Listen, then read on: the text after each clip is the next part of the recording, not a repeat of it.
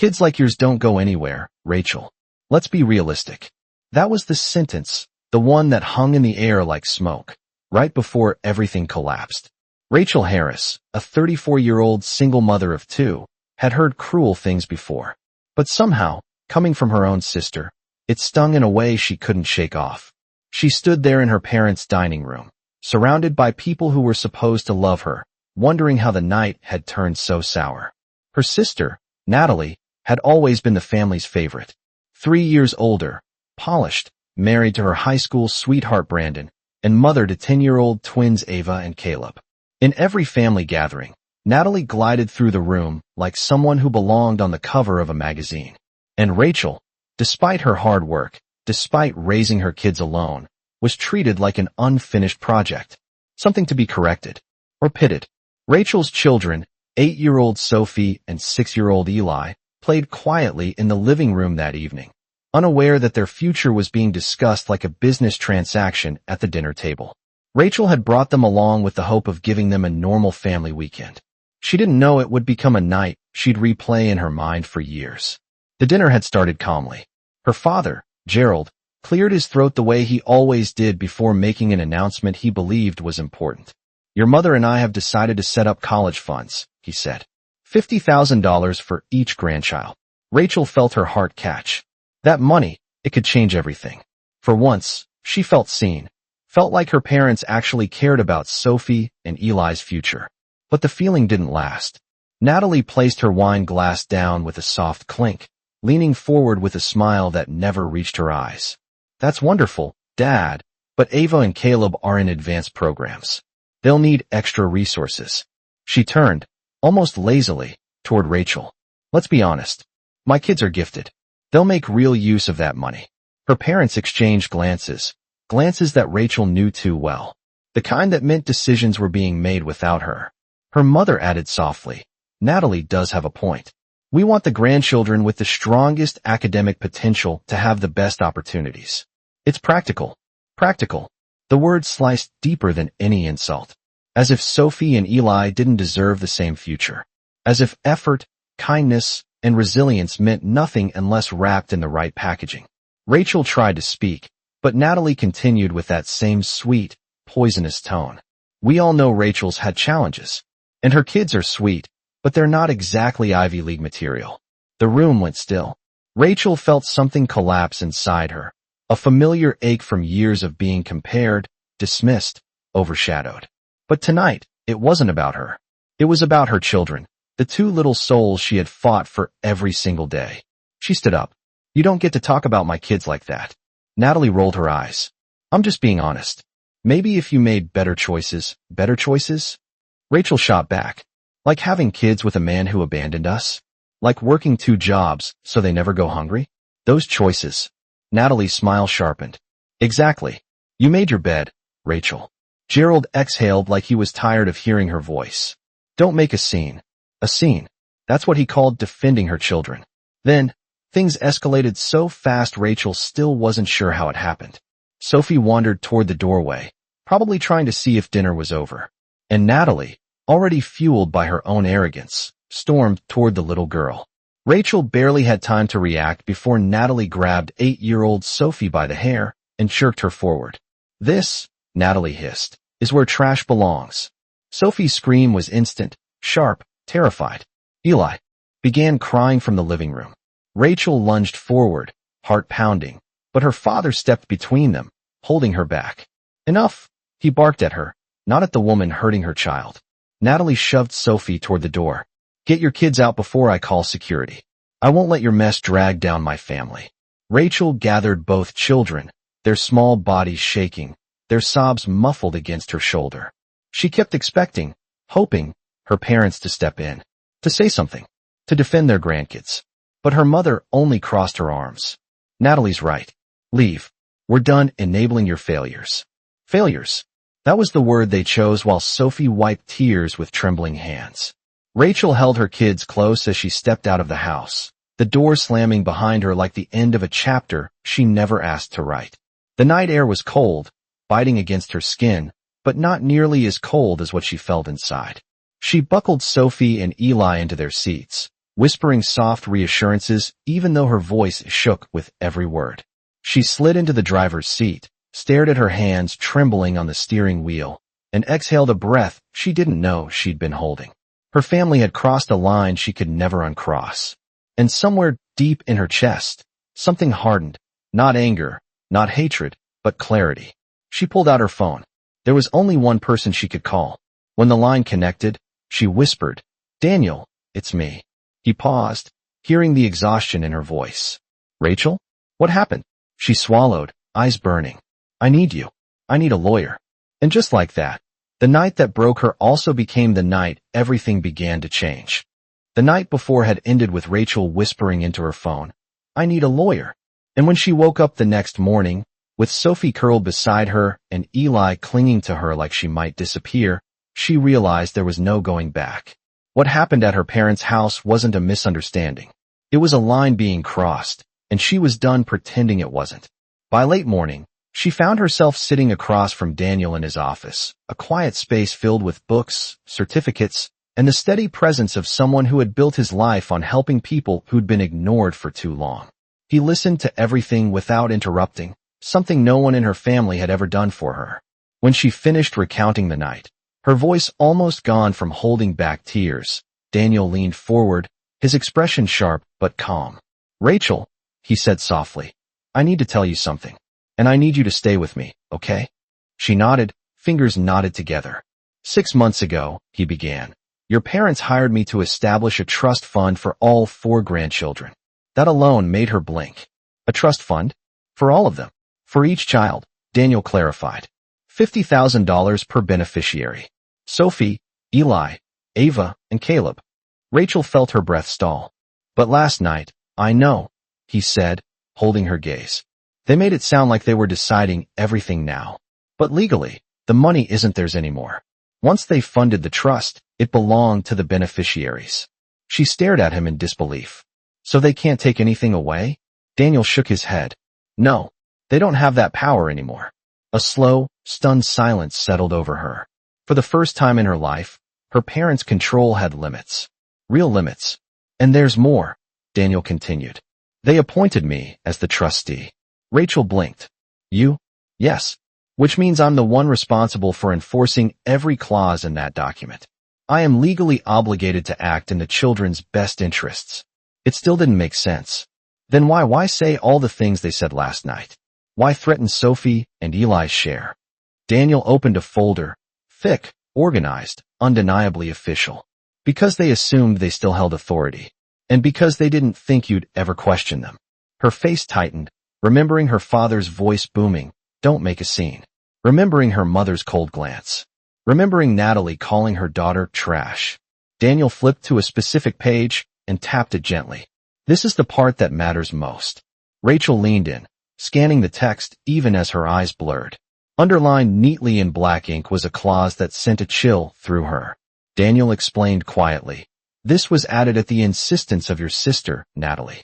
She argued that she didn't trust you or your emotional instability around her kids." Rachel froze. "She said that." "She repeated it several times," Daniel said, his tone shifting with restrained anger.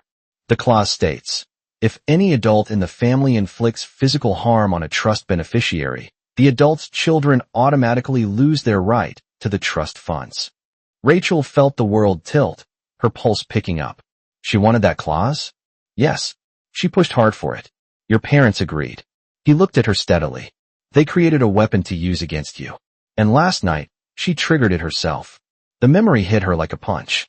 Natalie's fingers tangled in Sophie's hair. The scream. The insult. The shove. Rachel's voice cracked. "Daniel, what does that mean for Ava and Caleb?"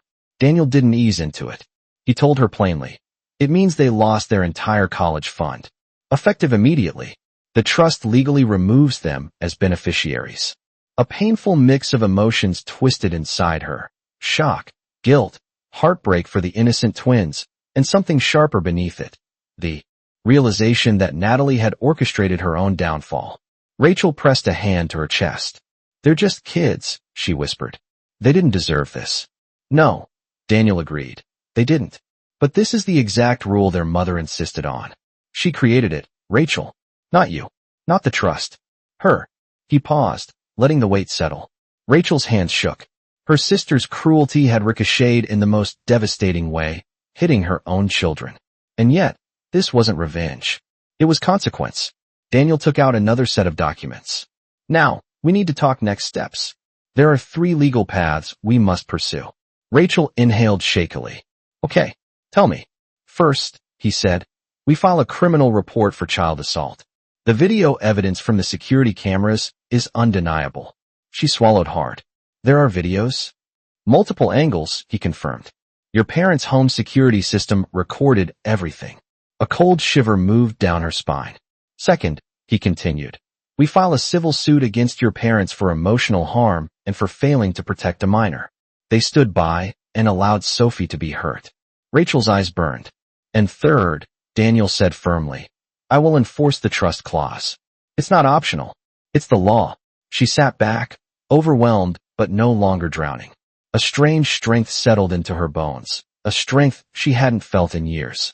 What do I need to do? She whispered. Daniel closed the folder gently. You protect your children, he said. I'll handle the rest.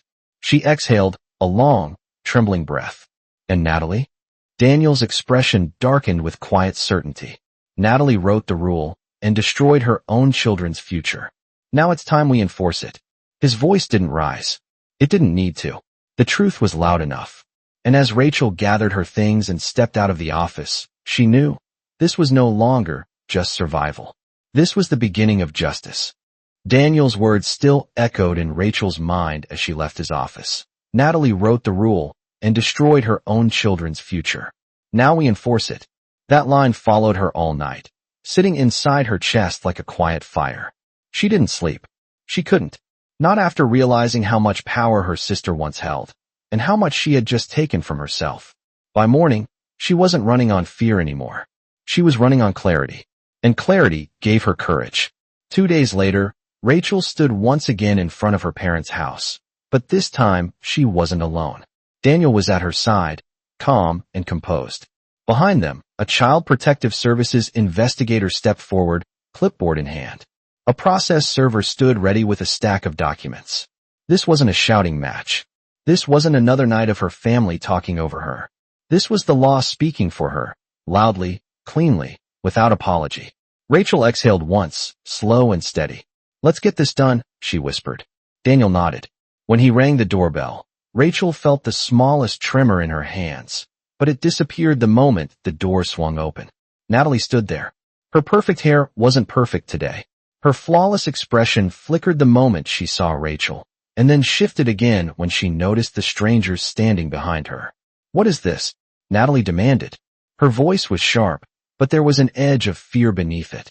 Daniel stepped forward, his tone polite but immovable. Mrs. Patterson, you're being formally served. The process server held out the documents. You are facing criminal charges for assaulting a minor. Natalie's face drained of color. What? Wait, you're serious? That's insane. I didn't assault anyone. Daniel didn't flinch. The video recordings from your parents' home security system show you grabbing Sophie Harris by the hair and shoving her. Multiple angles. Multiple witnesses. Natalie's mouth fell open. She stumbled back a step. No, this is some kind of setup. Rachel, tell them. Tell them I didn't mean. This isn't about meaning to, Daniel said. It's about what you did. Her father appeared behind her, confusion painted across his face. What's going on at my door? Then he saw Rachel and the officials behind her. His expression hardened. Rachel, why would you bring strangers into a family matter? The CPS worker stepped forward. Sir, we're here to conduct interviews regarding an incident involving your granddaughter. You and your wife are also part of the investigation for failing to intervene. Her father stopped speaking. His jaw tightened. He had no script for this. No way to command the situation like he always did. Her mother emerged next. Rachel, honey, you didn't have to do all this. Rachel looked at her, and for once, she felt nothing but distance. You watched my daughter get hurt, she said softly, and you sided with the person who did it. Her mother opened her mouth, but the words never formed. Daniel opened his briefcase, pulling out a separate packet of documents. We also need to address the trust, he said. At that, Natalie's eyes filled with something like panic. No, Don't you dare bring that into this. Daniel ignored her. 6 months ago, the trust was finalized. As trustee, I'm obligated to inform all involved parties that your children, Ava and Caleb, have been removed as beneficiaries. Natalie froze. Removed? Her voice cracked. You're lying. That's impossible. Daniel handed her the document. This is the clause you insisted on. Any adult who harms a beneficiary causes their own children to forfeit all rights to the trust. And you triggered it when you put your hands on Sophie. Her father inhaled sharply. Her mother covered her mouth. But Natalie collapsed. Her legs buckled, forcing her to grip the doorway for balance. My kids. Their money?